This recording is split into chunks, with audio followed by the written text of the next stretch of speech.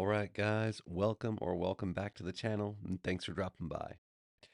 Uh, I'm gonna post this one a little bit late, so if you're watching, it's probably not posted around the same time as I posted the others.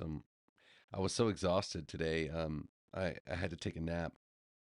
I've been going back to the gym recently, and yeah, like using my energy. It's my body's still adjusting, I think, to the energy requirements. So anyway, I'm in a great mood and I feel good. The endorphins really help. But I got home from work and I just collapsed, and then I was like, oh, I woke up and it's a couple hours later, and I'm like, oh well, I guess I gotta wake up and film a session. So here we are. Um, yeah, guys. What I think I'm gonna do is I think I'm gonna tackle the collar and the chest plate today, and maybe the other pauldron. We'll see. I don't know. I don't want the video to run too long, but we'll get into it. Mm. Um, for this collar situation, it looks like we can use the shape tool to get that done really fast. So I think that's how I'm gonna roll with it. Oh yeah, by the way, I went in today and I did some spot blacks. Or actually, some of it was done today and some of it was done yesterday. I was just kind of like killing time, in between classes, and I couldn't resist taking a few pokes in there and like doing some spot blacks. I think I actually this part right here, I think it's actually not working now that I'm looking at it really well, really clearly. Um, it should be a little bit more like that. That shadow wouldn't be so pronounced. I think that's a little bit better. Anyway, let's see. That belongs actually.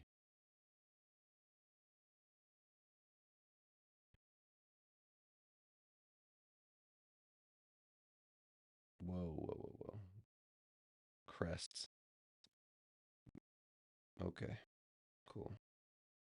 So there's the helm crests, the visor and ears, and I believe that's like pretty much the whole face. So why don't we just, yeah, I will leave them separated. I think that's the wisest course of action, even though my layer stack is getting it's a little bit tall for me, but I think we'll be okay.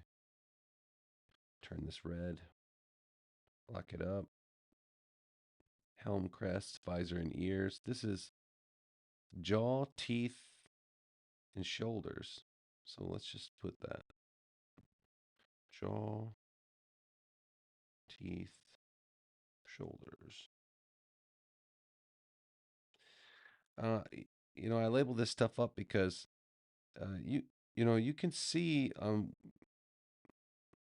even without the checkerboard background, it's still pretty dark. So when you're doing inks, it's kind of hard to see the exact details of what's in each, you know, window.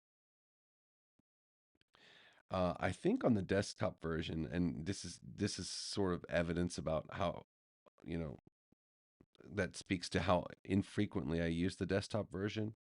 Oops. But yeah, it there's an option I think on the desktop version to show a white background. Perhaps I'm not sure. Anyway, I would love that option on the iPad, especially for when I'm inking, because I really want to see that white against black. That way, I can see the silhouettes and figure out exactly what it is I want to work on. But yeah, that's okay. Uh, who knows what will happen? It's not a huge deal actually. All right, so I've added a vector layer, and I'm going to come in with the shape tool. I think I'm going to use the tier shape for this one. I think the tier shape is just about perfect for this situation. Like if you can already tell, all I have to do is sort of rotate it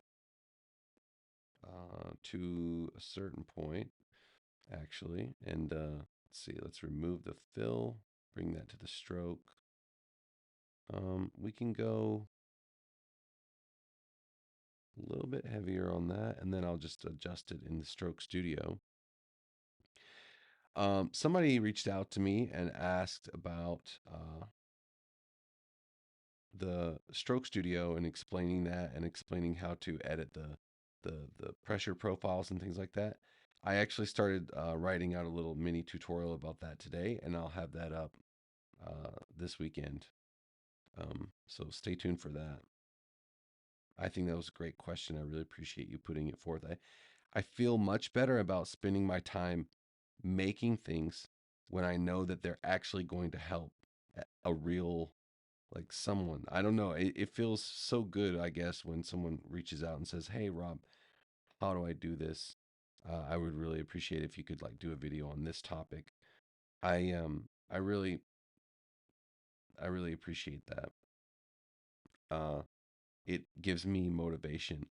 You know, it lets me know that I'm not just sort of out here like, um, how do I say that? Like, oops, you know, uh, s- screaming into the void. I suppose you would call it. Okay, and then I'm trying to decide how the weight should be distributed. The line weight. It's like what I feel like needs to happen is it needs to be a little bit thinner towards the back and a little bit thicker near the base where it meets the armor because there'll be like sort of an occlusion shadow. Well, I guess you could. I, my art school, my lack of art school is showing the shadow that happens when something is sort of touching another object and it's very close. There's a blackness. I believe that's called ambient occlusion shadow. Maybe there are multiple ways to describe that.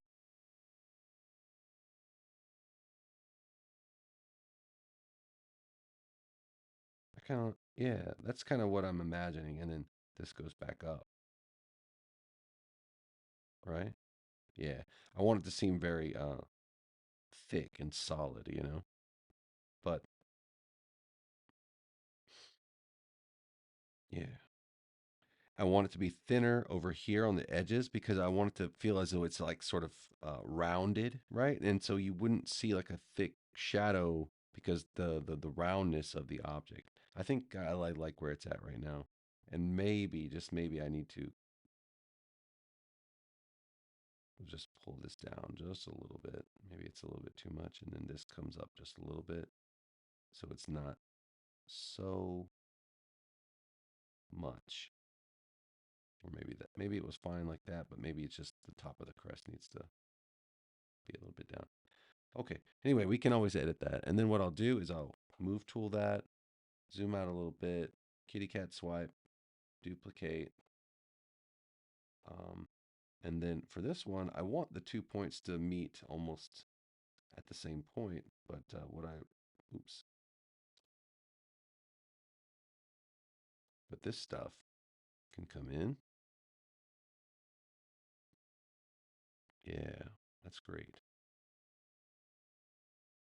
That's also great. Three fingers to do the mirrored adjustments. And then here we can pull that down. Cool. I really like show touches for the tutorials. I feel like it helps. I think that was a brilliant addition on the part of Affinity. Like it's really great to be able to show people exactly what you're doing with your hands and your pencil. Cool. All right, that's great. And now, um, I would normally just probably like go in here and sort of mask the whole group. Um, yeah, I think I can still do that. I'll just mask the whole group. Go to Pixel Persona, erase. Make sure I got a decent erase brush selected. Um, and go to work. It's a little bit big. And that's one thing I want to say. If anybody at Affinity is listening, I want to be able to see the cursor for the eraser, just like I do with the paintbrush tool, so that I can sort of get an idea about like, like when I'm working with the paintbrush, I get that little circle, and when I adjust the size of the brush, I can see it. but I can't see that with the eraser. I okay, so I can, but sometimes it doesn't turn on. It's really weird. I thought might be a bug. I'm not sure. I'll have to keep my eye on it. Sometimes I feel really bad. I'm always pestering the guys over there, like with some kind of idea that I think is a bug, but it's not, and it's just something that I'm doing that's weird, and I feel I hate that, but I'm just trying to help them catch stuff, it because I don't know, I have a lot of passion for this stuff, so I want to be the best.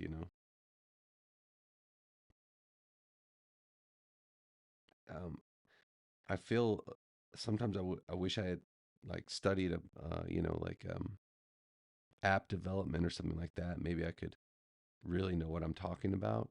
I started actually I started studying I've been taking that Apple Swift Playgrounds courses. Those are really fun and cool, and it I know a little bit of CSS and I know a little bit of HTML, because that was like stuff that they were really like starting to sort of put to the fore when I was in college, or and even in high school a little bit, and um, I was interested in it, but there, unfortunately, I believe it fell victim to this thing where it was like it was painted with this brush that was like, this is an elite sort of field of study, and you've got to. I don't know. They always try to scare you out of doing it. I guess that's because they want only the people to do it that are like super passionate about it to begin with. So like when I hear all this stuff, I'm just thinking like I don't want to study that. Like um it seemed as though I would never be able to make it. So it was like, and I don't know. Anyway, that's neither here nor there, I suppose. All right, I'm gonna go back to the designer mode. Actually, I'm gonna put down the layer. I'm gonna throw this group in the new layer, and then here I'm gonna go in with the pen tool and knock out these little shapes. I know that I'm not meeting the ink line perfectly here, but that's okay. I'm gonna be able to go in and sort of edit that up a little bit here. Remember yesterday when I took the node tool to task, and then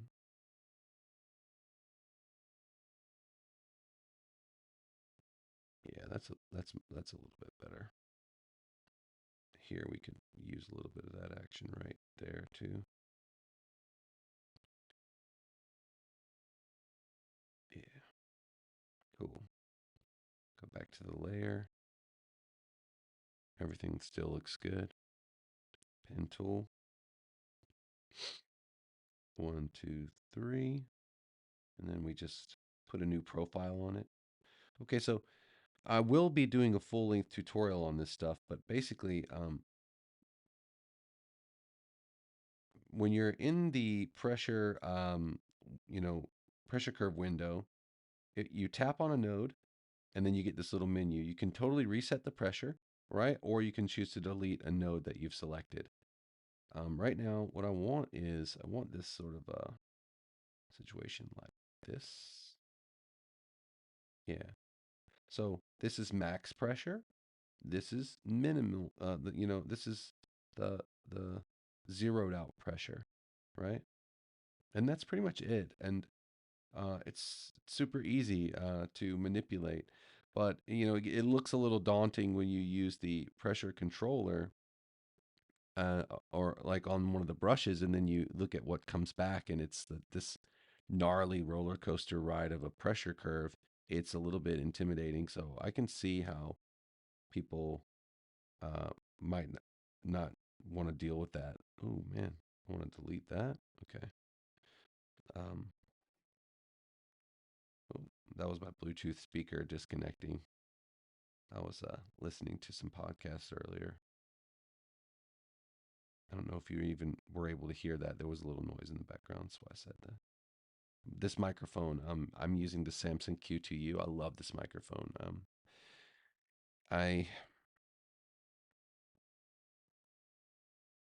I want to get like a really nice, expensive podcasting sort of style microphone, but I'm also the kind of person who I get attached to things somehow. Like, and even though I could probably justify buying one of those fancy ones, uh, I like my Samsung Q2U, and I like this sort of situation that I've sort of created here, where it'll be a sad day for me when old Samson here stops picking up sound. I take good care of it though, so hopefully that won't be for a long time. Okay, cool. And there's one more up here. Nice. And then we just got to make sure we go in. I wanted it to have a roundedness to it. Cool. And now there are an equal number on the other side. So what I'll do is I'll just take these up, two finger, uh, and,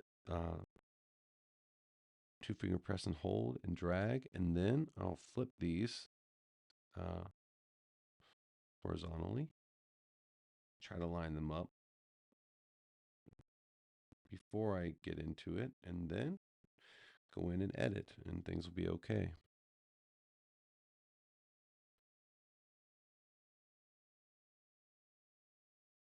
Cool.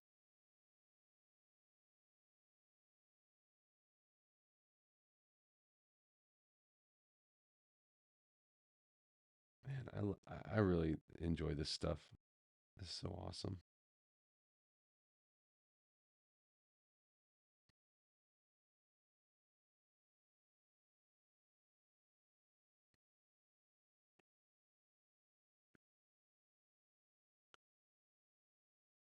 There's so much freedom to it, you know?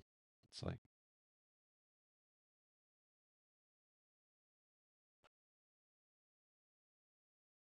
here it is.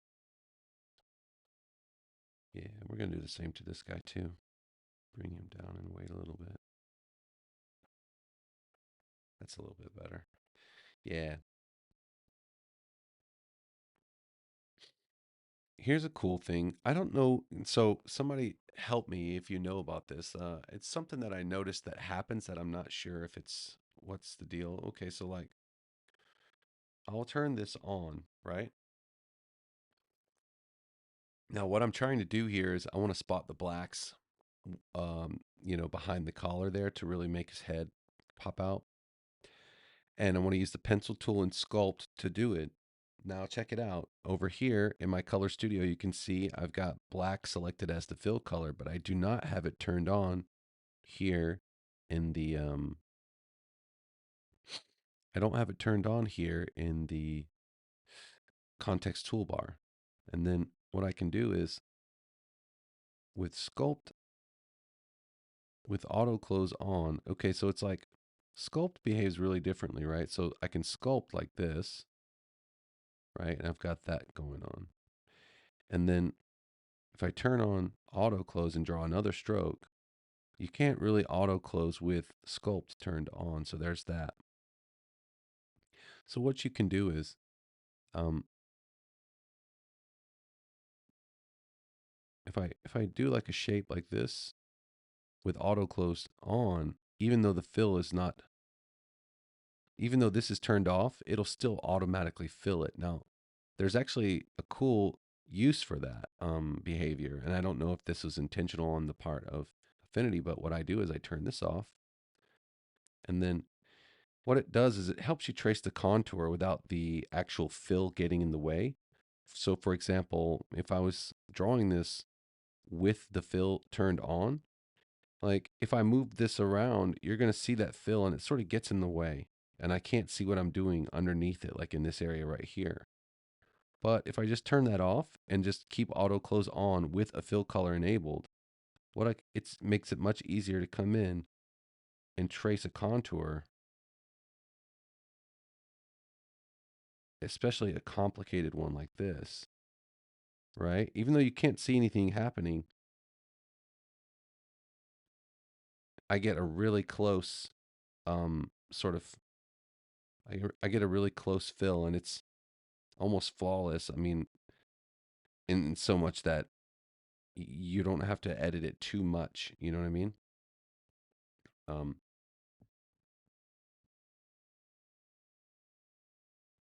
so I don't know. That's something that you might want to add to your utility belt. Just being able to recognize the different behavior states of your tools. I think that's super important. Like, um, there's all kinds of great stuff you can do. I'm going to talk a little bit about some of the cool stuff you can do with this guy in the next video. So in that tutorial that I'm making about the pressure studio and the stroke studio, you guys tune in for that. There's a lot of cool stuff there um, that I think you'll enjoy.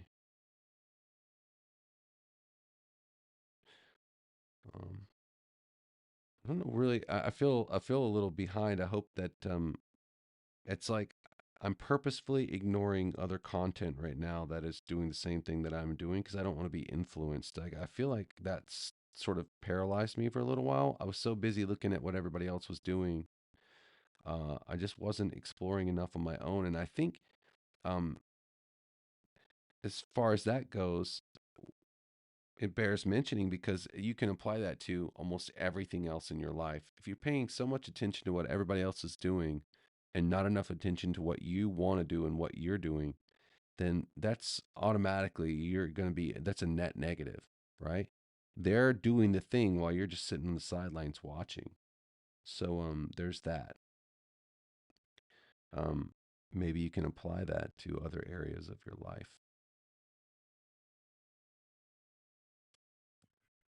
For me, it was making YouTube videos and doing comic book art. I'm also trying to. I'm in this sort of period of self improvement lately. I'm trying to watch less content. Not that I want to avoid watching things altogether, because actually it brings me a lot of joy. Especially I'm out here and I'm disconnected from my home culture a little bit, and it's like I really like seeing what's going on in different parts of the U.S. and back home, and there's a lot of positive stuff going on that I think I really need to keep me sort of happy and stable and sane. So yeah, that's I I feel like putting some limits on the old tube is important. Just like with my mom. My mom was really good about that stuff when we were kids, even though I was terrible at like obeying my mom. She would put like these limits on things like TV and things like that, and for the most part, I would adhere to them. But you know, there was always like, Mom, oh man, can I just stay up a little bit later? My mom, she could be a little bit of a softie sometimes. She'd be like, all right, I love you, Mom.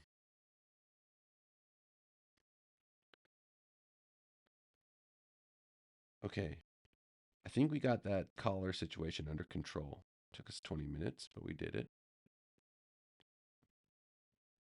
Collar. Cool. All right. Uh, I feel like this situation down here is not quite right. I want to go back in there and get get that sorted out real quick. I think it's just a matter of an overlap, perhaps.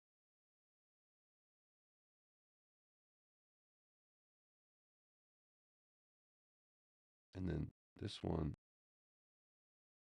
should, yeah. Okay, I see what's going on there. The bottom one, the curve on that is it's overlapping and it makes this weird sort of shape there. And I think also for this one, what I can do is I can thin this out at the bottom. Where is the bottom there? It's going to be here. Yeah.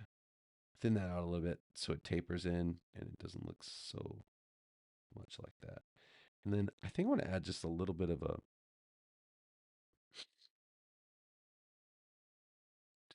a situation here with this.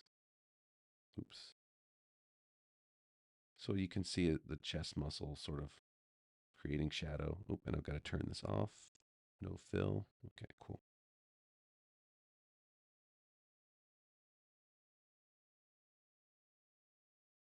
maybe that could be a little bit. No, I don't want to reset the pressure. I want to delete this node and then bring that up a little bit. Yeah, something like that. Yeah. I bet some of you are wondering why I'm not using the brush tool, especially if you've seen like my Affinity session or I use the brush tool in the Affinity session a lot. I really actually prefer to use the brush tool, but these days I'm experimenting. So I just want to be clear on this. These sessions with Mr. Ogre here, these are in no way tutorials. It's basically just me jamming, But I think there's always something that someone can learn by watching. Um, yeah. So and even there are things that you can learn by even watching somebody do something wrong. So I'm hoping that in some ways some of this stuff is useful to people, even if you sit there and you're like, Rob, this is wrong. You shouldn't be doing things this way. I would love to hear that kind of stuff in the comments. But anyhow, uh, the thing that I don't like about okay, so it's like a trade off, right? The pencil tool, in my opinion, is it's the superior tool for drawing, and of course it's a pencil, so that's like a pencil is like the quintessential tool, right? But there are some things I don't like about it. I don't like that when I draw with it. Um, First of all, it automatically selects it afterwards. I wish I could negate that behavior. Watch what happens when I draw with the vector brush tool. Okay. Um, it feels more like I'm drawing with a paintbrush tool in Pixel Persona. I wish the pencil tool would do that. And also, you may have noticed here that because of the brush settings that I have in place, I'm using a pen that custom pen. So this pen and this pen were standard, right? But I just duplicated this one and I took the opacity out of it because I don't need any. I don't want to play with the opacity in any way, and you get a much greater size variance out of it, like this. Whereas with the pencil tool, it's not so. It's not so much. I used approximately the same pressure, but look, if you see the ends, it's the minimum pixels. It's calculated differently somehow, I suppose. I don't really know, but anyhow, you can get a much finer taper and much sharper lines and stuff with the brush tool, provided that you have an appropriate pressure curve attached to the your pencil tool settings. And what I mean by that is this. Check it out. In the past, in several other of my brush kits, oh, I want to delete those. In the past, in several other of my brush kits, for example, if I were to go back to the vector brush tool and go to the settings, if you look at this pressure curve, I've not edited anything at all, but I would have edited the curve for each brush. But then one day I realized how silly that is when you can just go into the settings, right, for the pencil. And what I do is I bring this off the top, off the start just a little bit to allow me some time to touch the pencil to the paper or to the iPad screen, and then begin a stroke. Um, I feel it's much. I don't know. It helps if you do just adjust this just a little bit. It'll help you get a thinner taper right now and with the in the current environment on iPad. So that's just something to note. And I don't even really mess with this curve anymore. I used to. I don't know. I don't want to advise about how you should adjust this curve. It's all about your physicality. I was really, I think the more and more I do this stuff, the less and less I want to press down. And I would say like I used to use a curve, something like I used to use this sort of S curve thing, like this. I felt that it really helped, um, you know, keep the lines from getting super blown out. But these days, I'm getting more in tune with the weight of my hand and the pressure that I put on the iPad. So I don't even like to even put a curve here I just want to make sure that that initial input is regulated. So I just pull this off the start just a little bit. And I've got enough control over my hand now that it's starting to be a lot easier to get pressure variation the way I want it to be. And whereas before I think I was adjusting the curve to compensate for my lack of sensitivity, I suppose. I'm not sure. Anyhow, yep, that's where that sort of came from. But I do like to use the vector brush. It's a really beautiful tool. What I think I'm going to do is to close this part up for the moment. What I think I'll do is I'll block in that breastplate, and then um we'll block in the breastplate, and then we'll block in this other pauldron, and then I'll call it a day.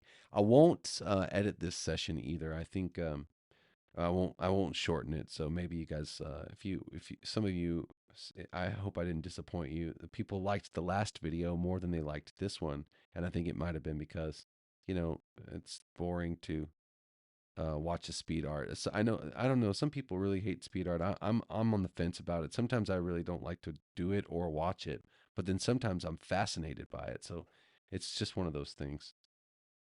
Anyhow, let's get to it. Vector layer, get in there. Um, This is a tricky one because there are a lot of objects, right, overlapping the breastplate. So rather than actually drawing the breastplate out fully, really we just need some line work. And then, of course, here with this shape in the center, which I think I'm going to go ahead and tackle first with the pen tool, uh, we've just got some really basic stuff to do. So here, one of my favorite little tricks with the pen tool, check it out. Just make sure you uh, hit all the vertices, all right, or the and then uh, or the cusps rather, and then just pull in. I love this. I didn't design this thing like that on purpose. If I'm being honest, I think I may have been subconsciously channeling like the bat on the Hordak from He-Man and She-Ra. I think I might have been channeling the Hordak bat inadvertently. I wasn't. I don't. I mean, now that I'm looking at it, it's so close, it's ridiculous. I don't want to color it or anything like the Hordak bat, but yeah, I'm pretty sure I was channeling the Hordak bat there. Looking at that. Man, I used to love some He-Man, guys. I'm telling you, my mom and dad raised me on that stuff. Uh, my, my, you know, yeah, my grandma, my uncle, they all got me some He-Man stuff when I was a kid. Um, He-Man was legit. He-Man was it.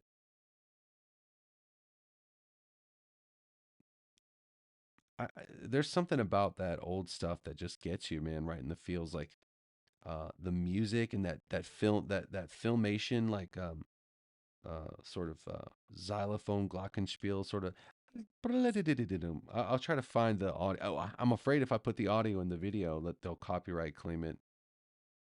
Um, you know, but yeah, I used to love that, and just hearing that music and like getting into the vibe and just the music and like everything about that show was just so on point. Like even now, it's I don't know, maybe every generation feels that way about their things, but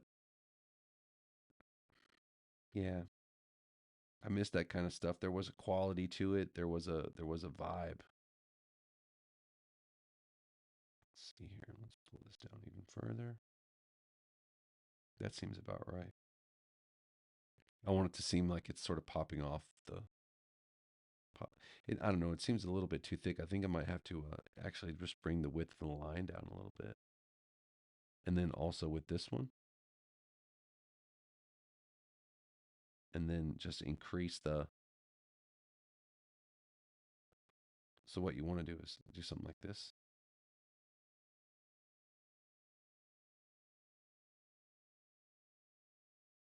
Yeah, I want that V in the middle of the crest to. And then what you can do is this: you can go copy, right? Select this one. Oops, sorry. Paste style, and that works out pretty well. Okay, cool. I'll get in here with the brush tool and have a little fun. Here's something to know about the brush tool. Again, I'll talk more about it in the tutorial that's coming up, but you another advantage of the pencil tool is that you can preset the pressure curve before you draw, right? So if I go in here with a weird pressure curve like this, the next line that I draw will also have that funky pressure curve attached to it. But you can't you can't do this uh, you can't do this with the brush tool. Notice how the pressure curve resets, and then when I try to set it, nothing happens. But if there is a curve selected, it'll adjust. It'll alter that curve, so it's really bizarre. It has this sort of rubber band behavior, and then when you go to paint, you you've got to use your own pressure if you want to use pressure. It's not going to let you preset the pressure with the brush tool. So yeah, that's a disadvantage of the brush tool that you've got to deal with. But I can understand why I can understand the logic of it, but um, it's one of the reasons I don't. It's like I think working with the pencil tool has a lot of advantages. You can working with the pencil tool, you can add fills, you can auto close the shapes, but you can't do that with the brush tool. Um, I don't know why exactly. I'm sure there's an excellent reason, but it probably has to do with the textured intensity brushes. When you attach an image to this vector curve that you're drawing, maybe that's where things get a little bit hairy. But what I really like about the thing that I like the most about working with the brush tool is that you don't have to have the curve selected right after you draw. Um, you can select it in a variety of ways afterwards. Two finger press and hold will select the previously drawn curve, just so you guys know that. I've talked about it before in other tutorials, but there's that. And then, um, yeah, there's another thing that you can do. I'll talk about it again in the upcoming tutorial, but if you two finger press and hold and then lock the option key in place, you're in edit mode now. That's something I think a lot of people don't realize. Um, so, yeah, maybe some of you guys can use that. Maybe it'll be useful. But drawing with the brush tool when you're doing like details and things like that, it's really fun. And I like it that I don't have to see the nodes and stuff like that. I can just see what I've drawn and decide whether or not I want to keep that thing on the screen or not, and see how it looks, mixed in amongst the other lines. It's good.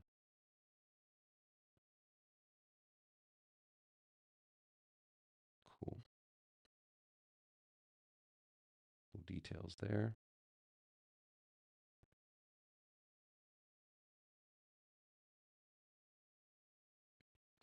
And here, I think I'll go with the node tool because I want to sharpen this one up a little bit. Oops. Yeah, I want that to have a sort of a.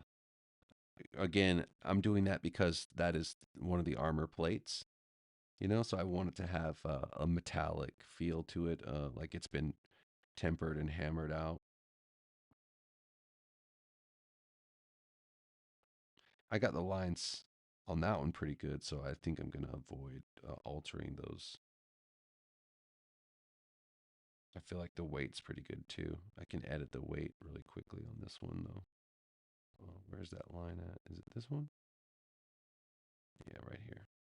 I want to edit the ending of the stroke to come over to to about right there. And just move that around a little bit. Cool. All right. And then for our last one, actually, I want to use the pencil tool for that one because purpose on purpose, so I can get like a little bit of a simpler line.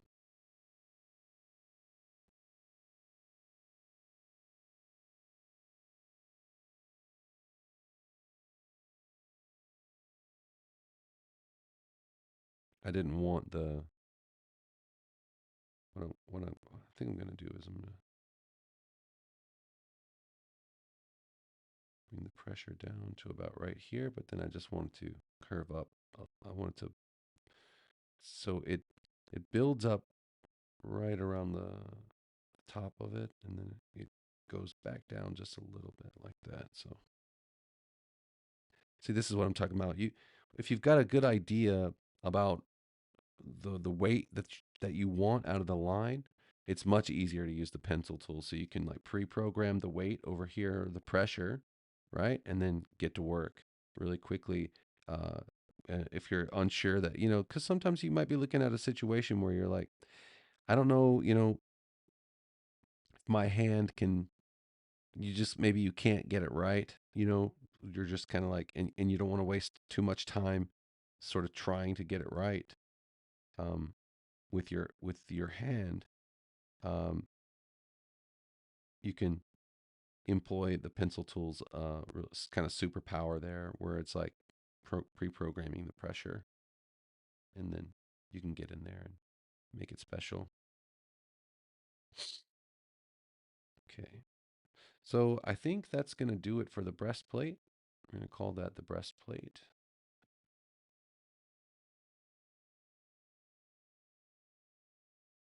Okay. Oops. Lock that up. New vector layer.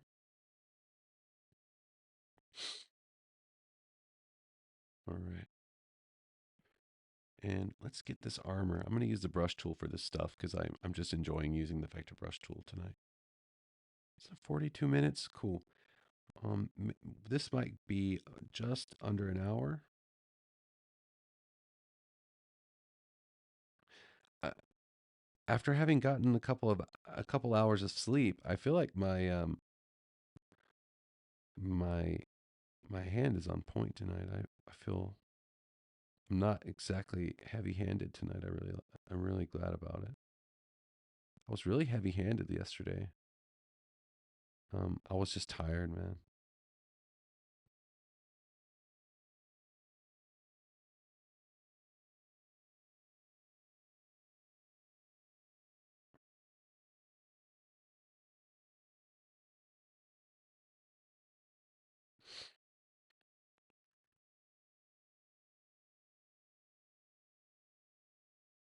It's not quite right.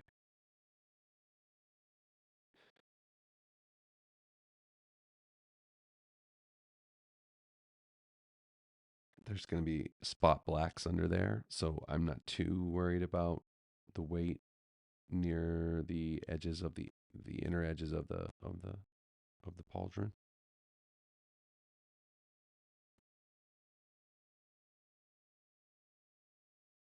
No, we don't want to go that far with it. I want to bring a little bit of that into it. I want to do that on the other side too. I realize I want some texture on that armor. It's a funny thing, you got to watch out with your texture and your and stuff like that while you're drawing, because it's like what I realize is there are many ways to go about texturing things. Um, and here's the thing that it's like for me as a person who I'm doing everything myself, um, you have to decide what's more important to you with the look, right? And lately for me, like I've had this sort of I'm getting I guess I'm growing, so I'm getting to this point where I'm thinking like I could ink something till the whole page was black, just like adding details and things like that. And you know, that is all well and good, but one of the things that is becomes a problem is that what I've noticed for myself is that like when I'm working on a piece and you know, I go to color it, what I realize that I've done is that I've spent so much time inking and drawing like intricate details and things like that into the piece that it's no fun to color. Like the coloring has to be a little simpler because the ink is doing all the talking, you know? So it's like to me that's just it becomes this kind of a bummer, you know? I'm like, "Oh man, you know, like I wanted to do something interesting with the colors, but the inks are so noisy that I couldn't." So, you know, it's like it's better to keep them simple. Why? Oh, is that on another layer? Like, why can't I select those? What's going on here? Where is that stuff? So this is where stuff starts to get out of hand. It's in there. That's one of the first things I drew, I suppose. Well, I don't mind cycling through if you don't.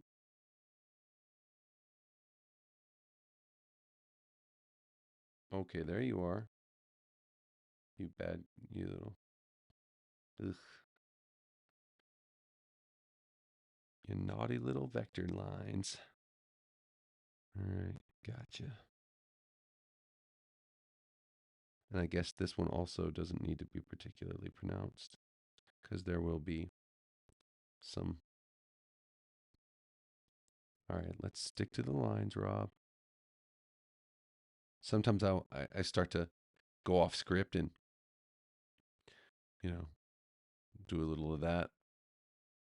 But like I said earlier, if it gets to be too much, you'll notice it against another part of the drawing, first of all. And then when you go to color it, it's like you can't have fun adding little, color can add a lot of detail too. Like I love to add like rust spots and color degradation and like miscolorations and things like that. Almost like get like somewhat painterly with the colors. So it's like I love that, and I love like splatters and textures and dots and just visual interest of any kind. And I don't know, you've got to balance it, right? You can't go ham with the inks if you want to have fun with the colors, um, right?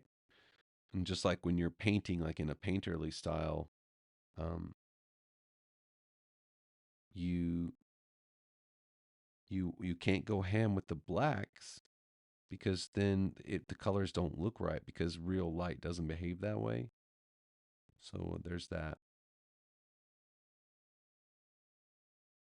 Oh, yeah, I want to try this auto close trick again. I love the auto close, man. That was a really clutch feature that they added. All right.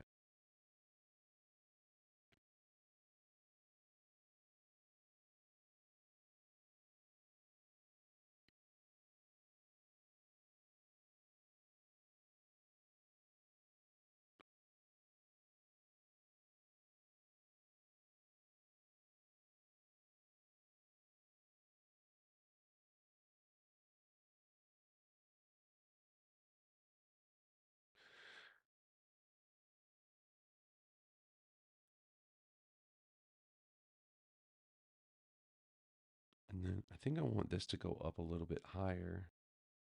There we go. That feels right. And then down here, pull that over a little bit.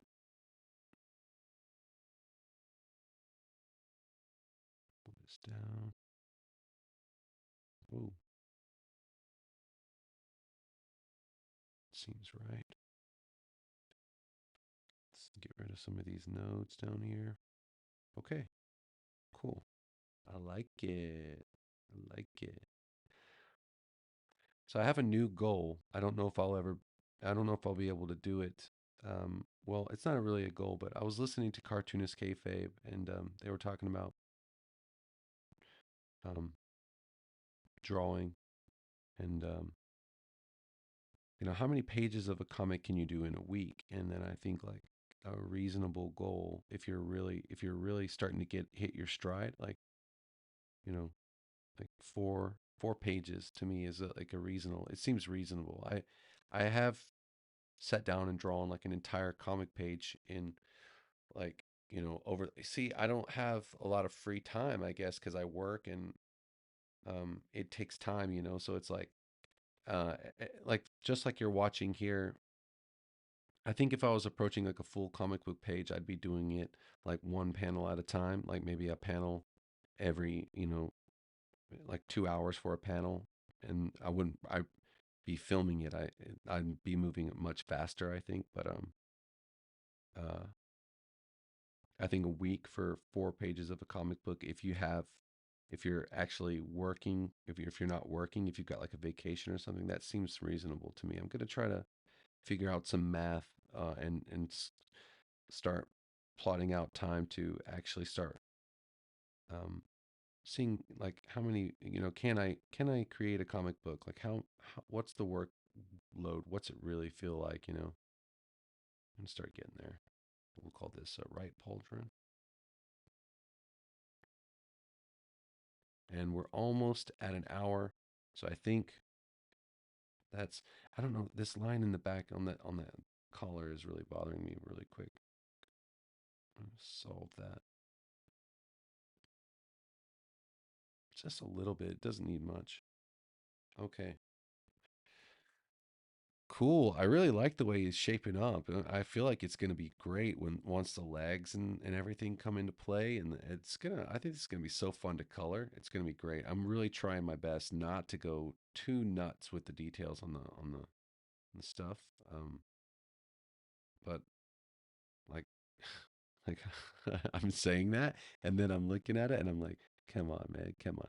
You need just another, just one more, just a, just a little something, you know?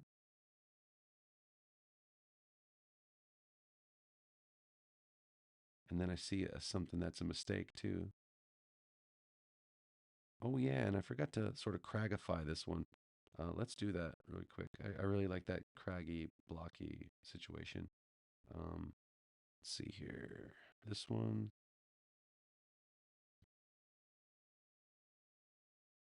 Let's block those up. This one here. Oops.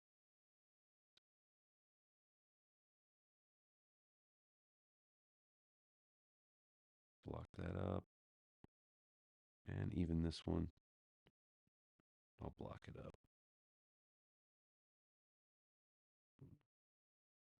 Get in there and curve it up a little bit. Give it some character.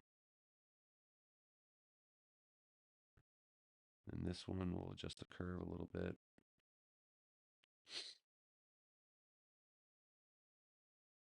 So it's a double tap, right? Select and then tap,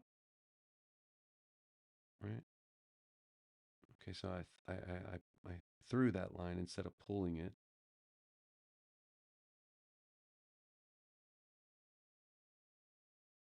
Cool. There's that.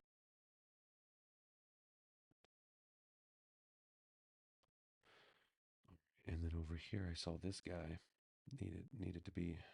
Let's see the. Oops, sorry. I want to unlock it so I can select this guy. Get that edited. All right. Cool.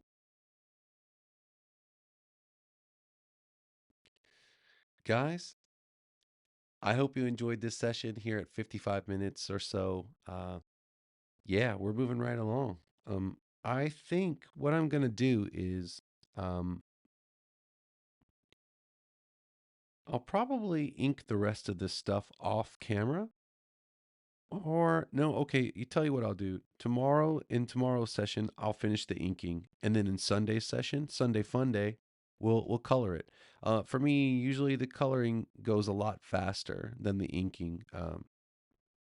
Just but again, I mean, I still have a lot to learn where coloring is concerned, but it does usually go a little bit faster. So there's that. So yeah, tomorrow we'll finish the inking, and Sunday we'll color it quickly, and we'll be done with it. A week long project ended well, and also I'll be working on the weekend on that tutorial about just I'll try to make a new sort of shorter tutorial about everything that I can tell you guys about working with lines and strokes in V2 that you might not have picked up from these sessions. So I hope you guys will enjoy that. Guys, as always, keep working hard, take care of yourselves, and stay positive. We'll see you in the next one. Cheers.